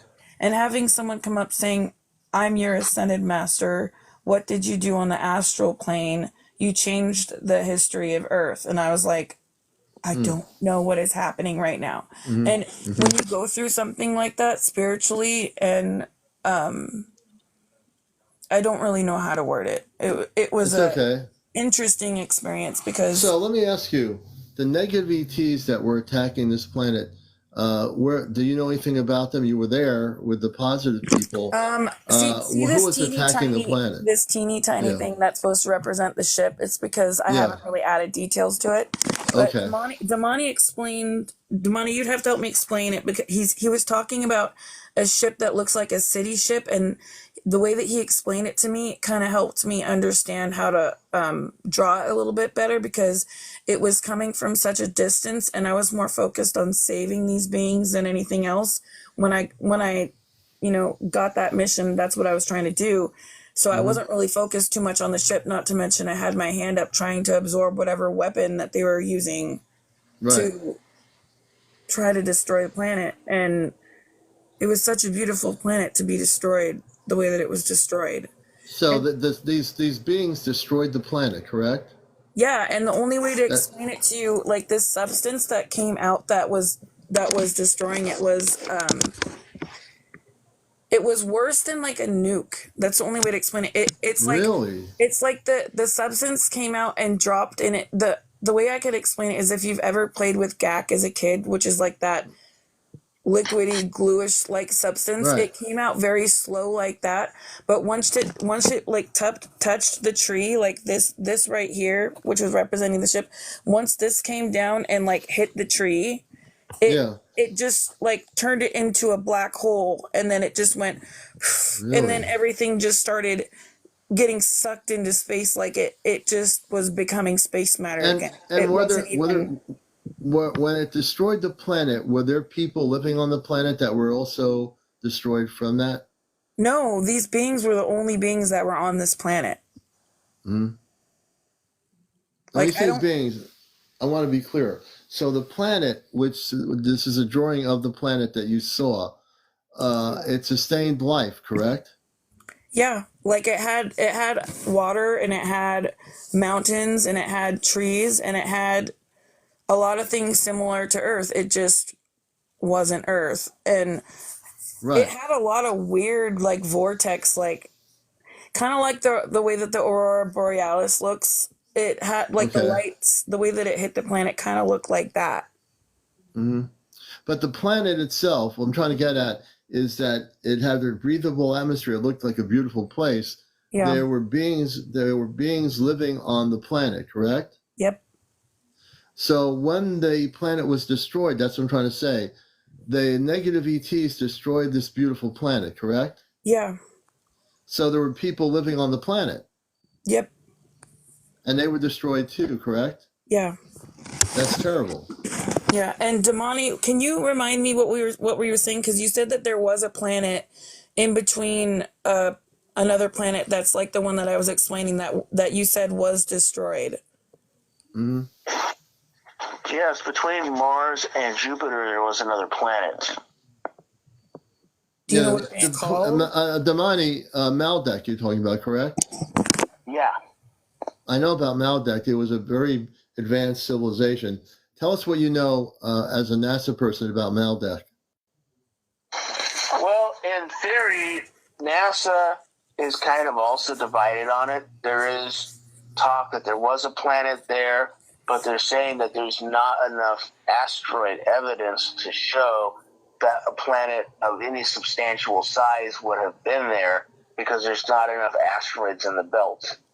But how would there be asteroids if my dream that I had was basically like I explained, like an enemy ship came in and destroyed it and basically made it like space, like it just as if nothing was ever there. Isn't it possible, Damani, that if the planet Maldek, from what I understand, was destroyed because they were using very advanced technology and something went haywire and the planet just ended up getting destroyed? Yeah. From my understanding. That they were playing with some advanced tech and yeah, got away from them, and not only did it destroy their planet, but it also almost destroyed Mars. Yeah, it almost destroyed Mars. Oh, wow, I didn't know that. Oh, yeah, I know this to be true. Mars almost was destroyed by Maldek because of what they were doing with their own technology. Well, I just got an image from the NASA files of what you're talking about earlier for this Nemesis star system. And it's calling it the Comet Bernoulli-Bernstein.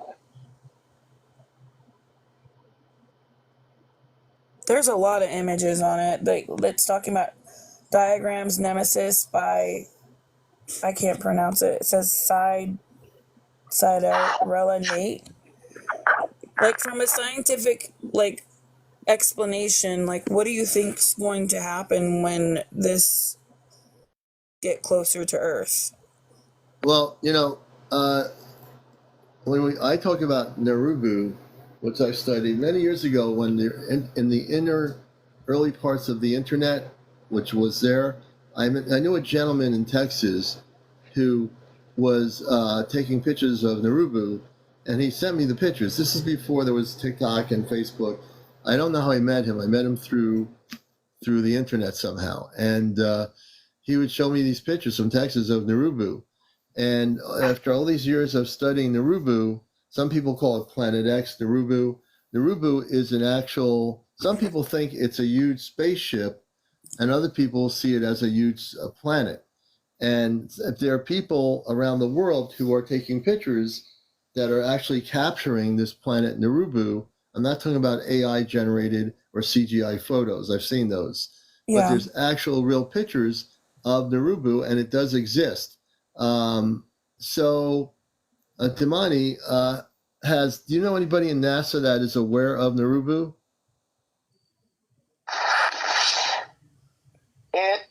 The official thing is that they kind of consider it sensationalism, as they call it. Right. So, what's interesting is when I was in Ukraine at the observatory that they have, when I asked them about it, they just told me it's no good for planets, so they're aware of it. But what was the wording they said? It's no good for what now? For planet. For our planet or for planets? For our planet. And what was it? What did they elaborate as to why Narubu is not safe for our planet? They didn't really get into any details on it, but it's been here before a few times. Mm-hmm. And every time it comes, it has trash and debris with it because it's part of another solar system. Right. It's also stated that on Narubu, according to some people, that there's intelligent, advanced people or beings living on the surface of Narubu. What do you know about that? And what does NASA, if anything, if you don't know the answer yet, that's fine. But if you do, what is being known on the inside about Narubu in terms of intelligent life on that particular realm of that planet? I am told that it is the Anunnaki. So you're told by who that it's the Anunnaki? Who told you that? one of my sources in the DoD. In the Department of Defense. So somebody in the DoD that is a source you have said to you, and they evidently, it's one person in the DoD that probably has security clearance, told you that on Narubu it's the Anunnaki. The Anunnaki live on Narubu, correct? Yeah. Okay, that's very new information. That's very interesting. Mm-hmm. So the Anunnaki are also, and I'll share this, they are working with what I call the Ashtar Command, which I've talked about. I work with the Ashtar Command. We'll be going off planet in less than a year with 4 other people. And this will be physically done. This will physically be happening. So on Narubu, the Anunnaki from your DoD contact told you that is who's on Narubu. Can I ask you a question? How did the Department of Defense person? Oh, there's a lot of noise there. Wait a Sorry, minute. I'm trying Hold to on. pick this up. I have to keep holding it. There you go. Okay. So on your DoD contact, did he explain to you how he knew that the Anunnaki were on the planet Narubu? Because they are in contact with them. You see, They are. Some of them do physical contact through thought projection, so they can talk to you telepathically. Mm-hmm. But they can also communicate with you through human-alien hybrids or through people that have become hosts for. Well, with the DoD contact, though, I don't assume anything. If he says they've had contact, has this level of the DoD that he's in had physical contact with the space beings of Narubu, the Anunnaki? It's, as I'm to understand, technically yes, but it's through kind of like what Ashley did when she was rescuing those other people. Okay. They don't hijack a person's body, but they are a conscience within that person. Like the fact that you just brought that up is interesting, because the more meditation that I do based on that dream where I was out looking for gold, the more I'm starting to wonder if I was part Anunnaki before I got to Earth, which sounds crazy, but like, it's just weird how I have a lot of weird dreams that I don't understand, and like the way that they get portrayed to me is so vivid that the way that I'm talking to you both right now, it like that is how realistic the dreams are, where some people are like, no, that's just this type of dreaming. I'm like, when I can touch and feel and smell when I'm at a dream, and when I wake up in my human body and I'm physically sweating and I'm so terrified that I feel like I'm going to die, and I wake up and I'm like, okay, and then I have something come into my actual life, someone that I don't know saying, what did you do on the astral plane? You changed Earth's history. Somebody that I don't even know coming up to me, and I'm like, my humanity is not at the comprehension to understand this quite yet. Like it's taken me a few years to even be comfortable talking about it. And let me just say something. I'm also very conscious as a host of the show. There's some questions. Judy McLean says, "Are the Anunnaki friendly or trustworthy?" Yes. As a matter of fact, the Anunnaki are part of the Ashtar Command. They're not separate. They're part of the whole Ashtar Command. They're one of the main parts of the command, are the Anunnaki. They're about 10 to 12, 13 feet tall, to be exact. Yeah, and they're very, like, they've been the reason why we have technology to the point where we have it. And then I also was talking to Damani about this, because there's something in my soul that knows, if you look at all the ancient structures that have all these images that are so similar all over them, that represent what people claim is the Anunnaki, it's like, this was before technology was a thing, yet all these ancient structures all over the world have very similar images all over them that represent the Anunnaki. Yeah, and the Anunnaki, with all the images of the Anunnaki, I know my friend April, Friends with Fairies 1111, one of the Anunnaki comes through the rift, when she has her dance parties. And he's tall, he's human, and very beautiful looking. And the Anunnaki have families like we have families on Earth. But the way the imaging of the Anunnaki by the ancients was, they were looked at as being these like elaborate gods, which they didn't want to be looked at. They were just looked at that way. They are basically very advanced spiritual beings of light, and they are human like we are, and they are much taller than we are. Their families are much taller than we are. So I know a lot about the Anunnaki. Here's a historic reference right here. Right. And they reference it in a way, in the ancient times, the references are made in a way that they can only explain it in their consciousness. If we saw an Anunnaki today coming off a ship, we'd see them as human beings that would be taller and very beautiful men and women. Yeah, they're very tall, and that dream that I have, like, the more I talk about it, I don't know how else to word it. It's like the more I share information based on that dream, it like unlocks more information. I don't really know how to explain that. Like, no, it's yeah. I told you this, Damani, that gold suit is so important because gold is like an energy source. It helps them so that they can travel, because something happened.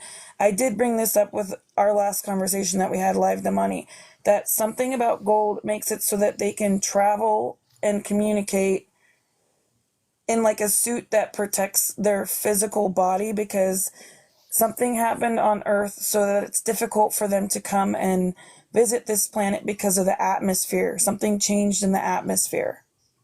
Yeah, and also Space Cowboy saying, are you familiar with the 20-second rule? I'll throw that out to Asha Bashley or Diamani. Have you heard of that? That said? Have you heard of the 20-second rule, Damani? No, I have not. I haven't. I don't know what it is either. I have no idea. I would have to look it up. That's just an image that somebody made. But I can tell you that the more I start talking with you, Commander, and Damani, and talking about some of these dreams that I have, it's kind of like a floodgate gets open, and like more beings are like, okay, you are very open to us giving you information, so now I'm going to show you this. This is what happened. And like, I don't get told the information in a way that some people would understand, to the point where it's like telepathically, it's like they're literally putting me in the moment of something that's happened to them and showing me, to the point where I'm just like, this painting here, what is this? Is this still part of the plane? This is still the painting of that dream that I had that I saved. I'm gonna work on a painting within the next week of the I think it might have been an Atlantis crash that happened right before Atlantis fell.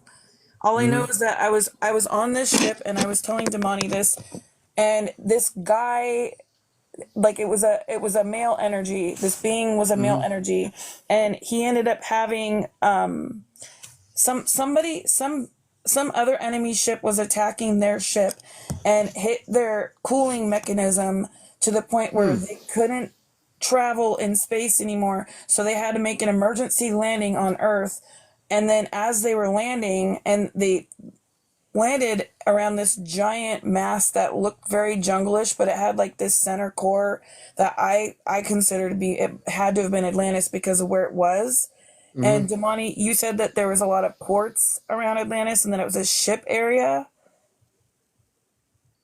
Damani, you still there? Yeah, here. And the only thing that I can explain that happened is he was showing me what happened. He's on this ship, and they land it, and he goes out and talks to people, and they're kind of scared because he looks human, but he's not human, but he's got a very big body, and he's very intimidating, and he has this giant ship, and all these people that are on this island are like, the gods have come here. These are the gods. Yeah, that's right. They think it's gods, but it's really just people that are from another world. Yeah, and he's like, okay, well, I'm here. I'm not here to hurt you. I just got to go find a part of my ship that fell. And he let them know. And then he goes into this area, and these doors shut, and they interlock, and they seal. And then he opens this bottom part to his ship, and then he's able, like, it starts filling it with water, but he has to have this mask on because he cannot breathe the water Right, because on of the Earth. salt Right. water. And he goes underneath and he's trying to find this core that dropped, and it's so deep that he didn't realize how deep the ocean was when he was looking for this piece. But he has this technology that's around his wrist that basically lights it. The only way to explain it is it's just really bright light that like tracks it like a GPS, but it attaches to it, and it's this giant light source, kind of like a string. And he's got to follow this light source, but it's so deep that he's starting to run out of energy because Earth's atmosphere is not something that they're used to and what he's used to. So as he goes back up to the ship to try to like regain energy and try to rest, some catastrophe had happened, and he opens the doors and there's a bunch of his teammates and they're not alive anymore. And he had such a commander and like military-esque strength, because he was like, what happened to my ship? Right. What To your ship and the happened? people. And he's just stepping over the bodies, and my humanity, as he's showing me, I'm like, oh my gosh, I couldn't even handle something that happened to me in my life. And what happened to the bodies, do you know? So from what I understand is when the ship had a system that was able to drain water and stuff out of it in the section that he was in, but something happened on a catastrophic event had happened after the ship landed and he went down, like an earthquake or like a volcano erupting or something happened, and the ship couldn't handle it because that part that was on it that normally it would have been able to just like push out water and stuff. And from what I think happened is the mechanics kind of started pushing out the water, but most of the people couldn't breathe in the water and they didn't have the masks on. I think that they all drowned, and that the ship pushed out the water as quickly as it could, but it couldn't do it fast enough. So he just started stepping over these bodies and then went out to see what happened outside of his ship. And then that's all I was shown. I wasn't shown anything else. I was interesting. Very interesting. Yeah, like I keep getting dreams like that are so vivid that it's like, wow, that's amazing. And when we talk about dreams, over time, I've told people, and you're watching Encounters, Ashley Bashley and Diamani, NASA are my guest tonight on the show. When we talk about dreams, there's the cosmic dream, which is the dream where you actually physically go somewhere and it's not a dream. Then there's the dream that is just a dream, like marshmallows and chocolate having some whipped cream floating around in the dream, and you're like just getting your face filled with marshmallows. That's just a regular dream. When Ashley Bashley is talking about this and doing a painting describing in detail where she was, that's not a dream. That is her coming from her human body, leaving her body, going on to a spaceship to another place, and she physically leaves her body and is able to travel to that other place. Now, whether you want to call it astral projection or a Merkaba, the Merkaba is when the human body is still physically sleeping, but the cosmic consciousness of Ashley Bashley now goes to where it needs to go and is now helping fight against negative ETs that are destroying a planet, which is what she described earlier in this discussion. By the way, all my programs are on Ashtar Command Spaceship News on YouTube. This show will be downloaded on my YouTube channel. So if you missed any portion of this show or any of my shows, you can watch them on YouTube, Ashtar Command Spaceship News. Just jot that down. I have a link on my profile to it, and you can just go right to the link and it'll take you there. So I appreciate all the gifts, by the way. And please continue gifting the show. We do appreciate all the people that are gifting the show. My Venmo account is on my Cash App on my main page. Please feel free to do some Venmoing. PayPal, Venmo is the same thing. Venmo is a PayPal company, so you can feel safe doing it. Brianna, thank you for the gifts. Frequency, thank you for the Deanie, the teeny Deanie, the tiny Deanie, or whatever. We appreciate that. We appreciate everybody. So we're continuing our discussion. Can you inform the commander about the thing that you explained to me where they might have found Atlantis, and that you said something was found where it looked like a crash happened or something like that? Yeah, so the Eye of the Sahara has a ridge above it, and and it is in the northwest corner of the concentric rings. It looks like it's a brow or something, and above that, maybe a few miles or maybe up to 100 miles, is what looks like an impact zone or something that exploded there. They thought it could have either been a meteor strike, or they speculated it could have been one of the pyramids exploding. However, so what is this? What is this That's picture? what he's talking about, the Eye of Sahara. Can you bring the picture in closer? I can try. Yeah. There. Interesting. That's interesting. Go ahead, Diamani. And so up above it would be an area where an explosion happened. And they believe that could have caused a tsunami to happen. And basically the tsunami came across from the northern area and basically wiped everything out, pushed everything into the ocean. And are you saying, Diamani, that could have been where the physical Atlantis was at that point? Yeah, it had basically cities in the rings, or on the rings, and then they had channelways for water to come in, and then on the other side where that ridge is a waterfall.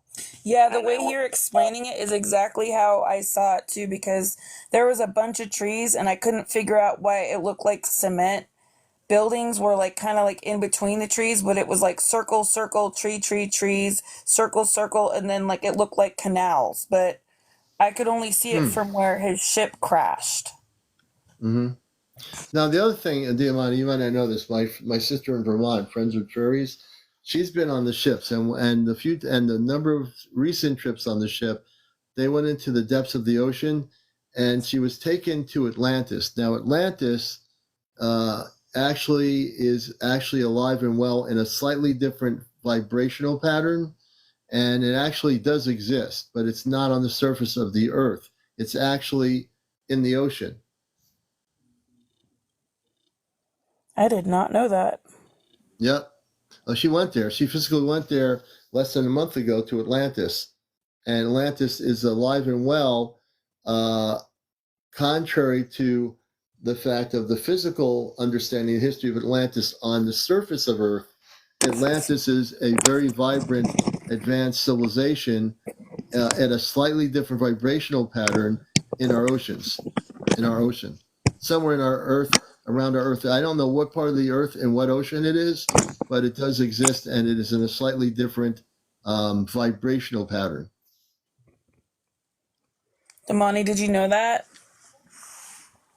No. I know that there have been other locations with ring-like islands, but everybody was speculating that those could have also been areas that it could have been. Just like in Bermuda, where they have the road to Bermuda, and at one point that was above water, and it got submerged because it looks like a stone road that goes out from some point and goes to Bermuda. And they believe that there was a pyramid over there and that the pyramid got damaged. And because it got damaged, it emits a signal that causes a disruption on our planet at certain times, and that's what causes these problems in the area where ships are. Yeah, so, Dimani, if I have, we do a thing called Ashtar Command Q&A on Saturday nights. If I have my friend April on, if she can make it on, usually she tries to, unless she goes off planet, I'll have her, we'll talk about Atlantis, the Atlantis that is in the ocean. We'll talk about that, and we'll let everybody on our audience know tomorrow night, if I get her on. We'll talk about Atlantis, because she went on the spaceship, and they took her to an area, to Atlantis. So Atlantis actually does exist, but from a human perspective, we only know about the history of Atlantis on the surface of our planet. but Atlantis actually does exist in a slightly different vibrational pattern than the current Earth timeline that we're in. And in that other vibrational pattern, Atlantis is actually a very advanced civilization. That would make sense too, because it's very, just from some stuff that I've read, it was very well known for having technological advances and stuff like that compared to what we currently have. Absolutely. Well, it's getting to be 1:37 in the morning, and I'm not the kind of person that looks at the clock, but I just realized on my thing here, it's 1:30 in the morning on the East Coast, and I would love to continue this discussion about this. I really love everybody out there, all the new people following my show. This show is the #1 spiritual UFO show on social media, not just on TikTok, on social media. And we're live. Well, all these other shows on YouTube, they record their shows and they have the big studios. Everything I do is live, except when I put it on YouTube, it's recorded from my live show here. So go to my YouTube channel, everybody. Go to my link for my YouTube. We are on usually at 11 o'clock at night. We came on around 11:40 p.m. Yesterday night, and now it's 1:30 on a Saturday morning. And we also love guests on the show. So if you have a sharing of information, if you are taking being a contactee, if you actually have been connecting with your space family physically, you can come on this show and talk about it. And you can do these things like Ashley Bashley is sharing her projection out of her body, and she's defining and documenting her trip off planet. And these beautiful paintings are showing you that she actually does have something that she remembers, and she's putting it in perspective with all the information she remembers. And that's what real contact is about. Our perception of contact, folks, is that it has to be that we physically leave our house and go aboard a spaceship. That is, yes, one main way of doing it.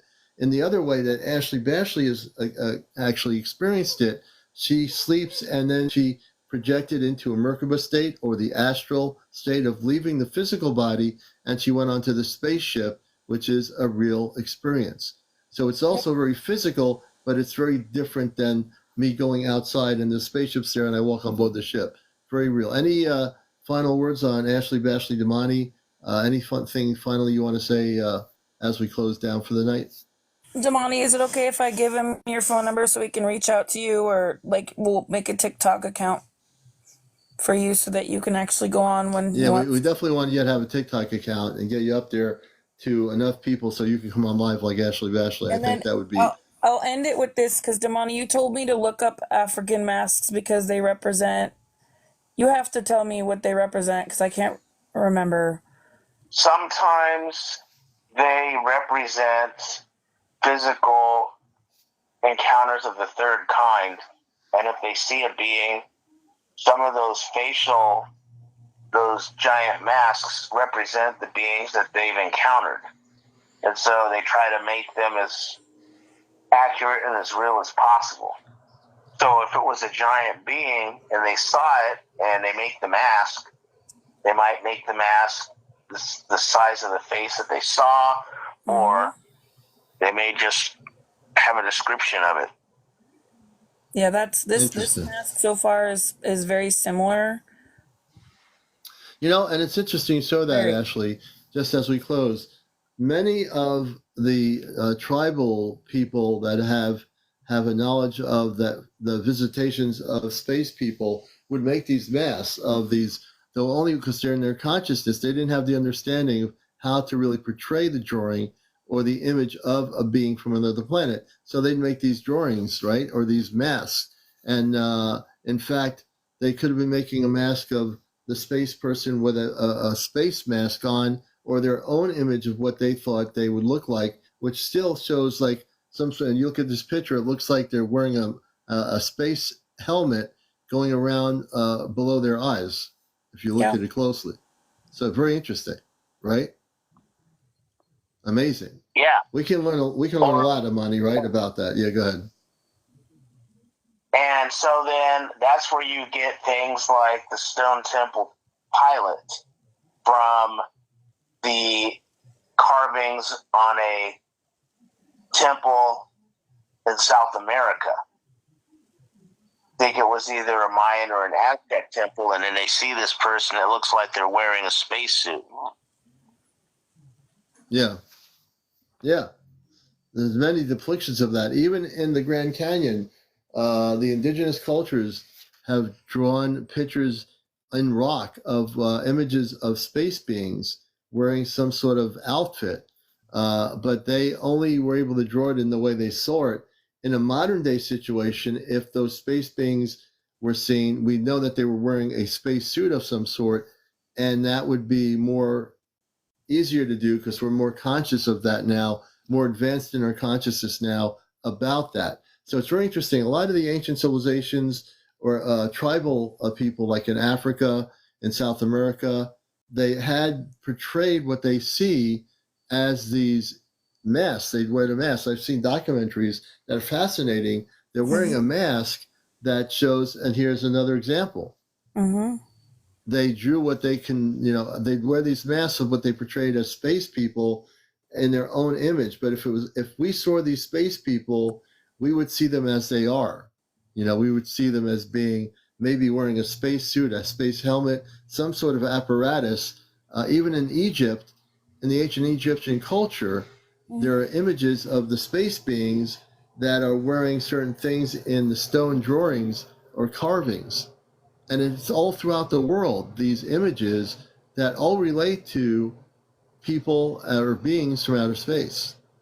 Well, I can tell you this image is the closest that I've been able to find just from what Damani told me to look up of what that woman looked like. Very similar, like the mask, the depictions on her face. Like very much looks like the woman that I was talking to, and when she said, "What's a human?" and her eyes, like when she blinked, she just was like, "Oh," like it almost like reminded her what a human was. Like she forgot what a human was. Yeah. And I don't know how else to word that, but that's literally like they forgot what a human was, and they were living on this planet and forgot. Interesting. So before we close down for the night, Imani and Ashley, can you show that some people want to see the painting again? Yeah. And can you give a brief recap of how the painting comes about and your journey astral projecting, and when that can you give us a date when that happened, when this all happened? This was taken. This dream happened like over 8 years ago. 8 years ago. Okay. Happened a while ago, but like. I just drew that because the way that the sun, like I told you, the sun was like spiraling, like the way that the lights in the sky, it wasn't like what we have here. It was like, the only way I could explain is like the aurora borealis is here in certain areas.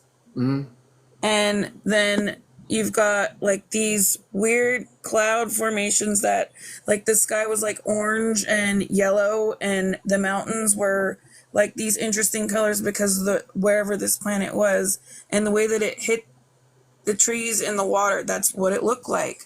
And I just remember looking up in the sky and seeing that, which I just painted it as that because that's just how I painted it. And I tried painting the Merkaba in it as like, just because that's how I was representing it. And then like all these interesting spirals. And then this was what I was trying to do is the Merkaba, but I think that was some type of graph or something that was put on the planet so that I could travel there to save these beings. And then all of these trees on all this life, and there was a lot of water too. Like that's like mountains and water. And then this structure that was just hidden by the trees and everything. It was like these beings didn't know it was there. Yeah. So when this planet and Amon and Ashley actually talked about this when she did destroying, when it happened over 8 years ago, what have you. It happened a while ago. A while ago. This happened a while ago. This is not current. So this planet was destroyed. So they got everybody off the planet except the people that were defending the planet couldn't defend it against these negative ETs 8 years ago. When you had the experience, that's when it happened 8 years ago. Put it in perspective.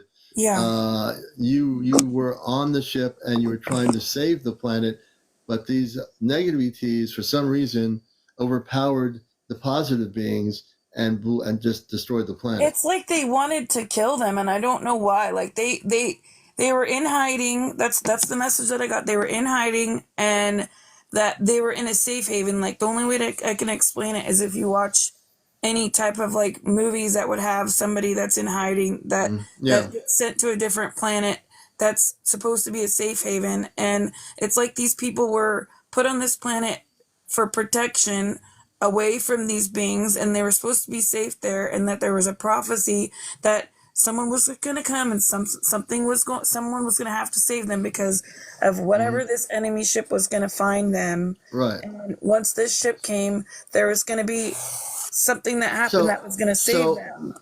Go back to that. The blue thing, the ship. Could you go back up? That blue thing there is the enemy ship. Yeah, and I tried drawing it as best as I can. I have kids. Like, those two dots are supposed to represent, it looked like a city. Like, the only way to explain it, it would be like a ship that has a city, like I live in basically in Portland, Oregon, or like having like the city tall buildings. That's literally what the city is. It's like a floating city ship. Interesting. And what are you going to say, Damani? That there was a story about something that looked like that, but they were in India, flying over India and fighting. And so India has... How recent was that? That was a long time ago. In fact, Adolf Hitler was trying to replicate those ships from that account. Why? The name of it, because he wanted to develop those kind of spacecraft, and he wasn't successful. But I believe that they were floating cities, and they were fighting above. Oh, in India, there was the Verminus, or I can't pronounce the word. There were two different civilizations over India in ancient periods of time. There was a galactic battle over India, what we call India. Is that what you're referring to?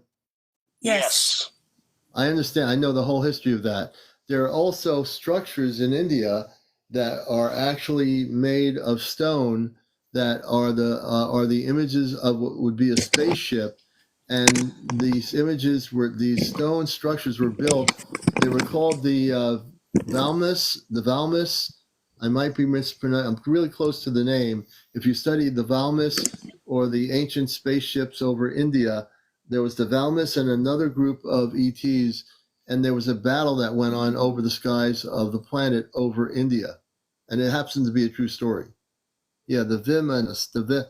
Thank you. It's Vimanas. Thank you. And their ships kind of look like an inverted chandelier on a plate. Right, pretty much, yeah. Now I'm gonna look this up because I wanna see what you're talking about, because I'm like. Well, you know what, folks? I want to continue this if I'm wide awake, but I know it's getting late here. We will continue this discussion. Tomorrow night is Ashtar. Yeah, show the pictures there. That's an ancient.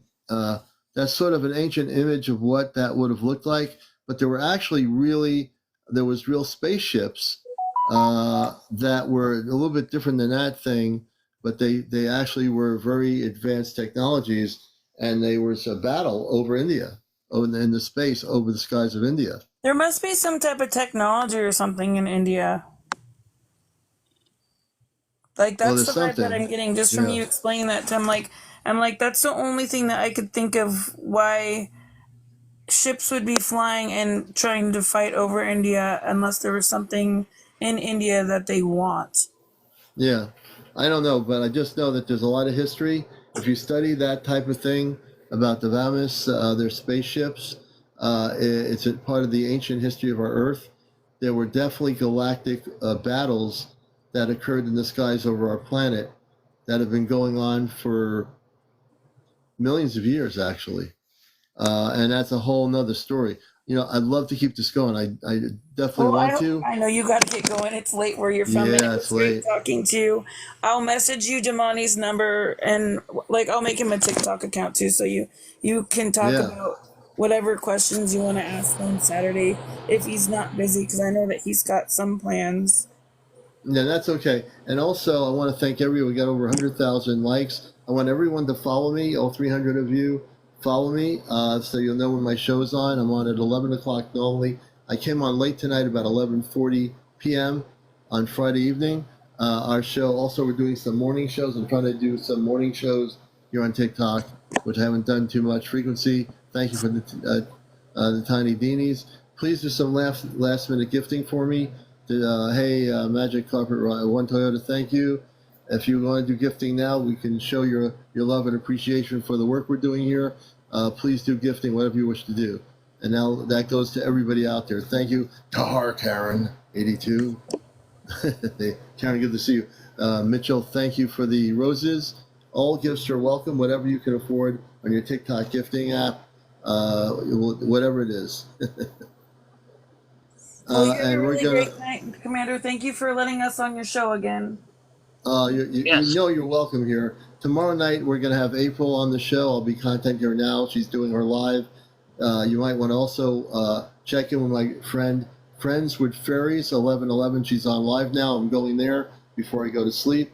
And she is the one that is in contact with our space family. She's been over 50 plus times on the Ashtar ships. And she's one of the main people, including there's 4 of us that will be going off planet soon. I'll let everybody know on the show when that's happening. My mother, my father, my 2 sisters and brother are on a spaceship. This show is watched by the Ashtar Command on a monitoring screen. I should have let you know that. They are watching my show every time I'm on. They monitor my show from the spaceship. So this show is also watched by my space family on the spaceship. I'm telling you real information so that if you're not aware of this, if you didn't know this, they are very aware of my show. They can read the comments of all the people watching the show, and it physically is real. So I want to thank you all for being here. Yamani, thank you for going here. We got to get you on TikTok in terms of getting up to the point of going live, and it'll be easier for you to be part of the visual part of the show. And I appreciate you coming forth. Now you're a friend of the show. You're a friend of mine. And keep in touch. And if you do get more information, from your contacts that want to have disclosure, this is the place where we'll be able to share with that information to my viewership. So I appreciate it. Okay. Yes. All right, my friend. Everybody have a great night. Please follow me. Please become a follower of the show. That's really important that you do that. I thank everybody for being here. All the people at 1:30, almost 2 in the morning. We're going to call it a night. I'm going to go to Friends with Furries live, hang out for just a little bit, and then I'm going to go off planet. Take care, everybody. Jennifer, thank you for the roses. Everybody out there, thank you for being here as a viewer. And Ashley Bashley and Damani, have a great night, okay? Thank you. You have a great night, too. All right, we're going to call it an evening. Take care, everybody. We're going over to Friends with Furries 11:11. And everyone take care. Let me just do this here.